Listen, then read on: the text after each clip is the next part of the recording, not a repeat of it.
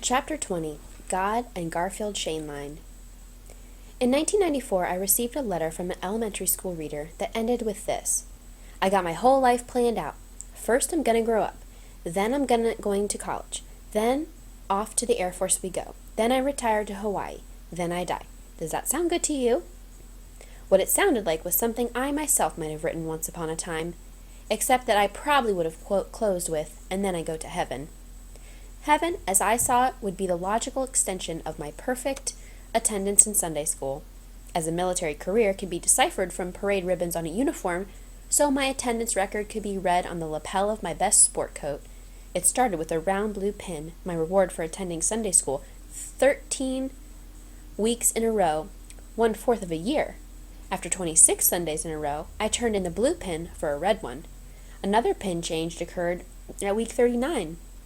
And then, after 52 straight Sundays, 1 year, I received a white pin, mine to keep forever. A second year of perfect attendance, perfect in this case meaning at least 48 out of 52 Sundays, earned me a gold wreath to go around my white pin. Then came the bars, red, white, blue, one per year, hanging from the wreathed pin like a little ladder. In time, the proof of my perfection was nearly as long as my lapel. Sometime in junior high, probably at a school dance, I became self-conscious of my Sunday school decorations, and from then on, they stayed home. By then, too, my image of God was changing. Earlier, I had pictured God as an old fellow, bearded, abiding somewhere beyond the whipped cream fluffiness of that cumulus cloud over Elmwood Park. Except for God's magical abilities, I would have been hard put to tell you the difference between him and the last surviving Civil War veteran. As I got older, that view began to break up, to warp and fuzz over like a TV picture assaulted by interference. I waited and waited for the picture to clear. I fiddled with the dials, but I could not restore God's image to the clarity of my early years. They had taken God out of the coloring book and told me he was not an old man after all, but a spirit, that he was not there, but everywhere, and not then or then, but beyond all whenevers. Like most kids, I did not take readily to abstraction. Whether tin cans or gods, I felt most comfortable with presences that I could see, could touch, could kick if need be, could hear skittering along a sidewalk. I still spoke to God every night in my prayers, but my sense of a listener had dissipated. How do you speak to both the other side of your pillow and the other side of the Milky Way? I blew my prayers like bubbles into the air and trusted them to winds I could not feel. Hiding by the stone piles during the nighttime games of outs, I gazed into the starry sky and searched the constellations for my Sunday school lessons, and perhaps when I was swooning over time and galaxies, I was swooning over God as well. If I ever came close to meeting God, I think it would not have been in the stars, but in Garfield Shaneline. For a man with such a big name, Garfield Shaneline was quite little, not as short as a dwarf, but almost. As a 13-year-old, I was already taller than he. It was said that he shopped for clothes in children's departments. His white hair was crew-cut. Tufts of black hair sprouted from his ears and from around a pea-sized mole on his chin. He worked at the YMCA in a wire-meshed enclosed compartment in the locker room. If you were taking a shower, you stopped at the cage and he handed you a small bar of white soap. I'm sure he had other duties, but to most of the boys in town, who never knew his name, that was the sum of who he was, the tiny old man at the Y who hands you soap. But he was something else, too. When I was a teenager, he was my Sunday school teacher. Every Sunday morning we sat around a heavy round table in the Christian education room of First Presbyterian.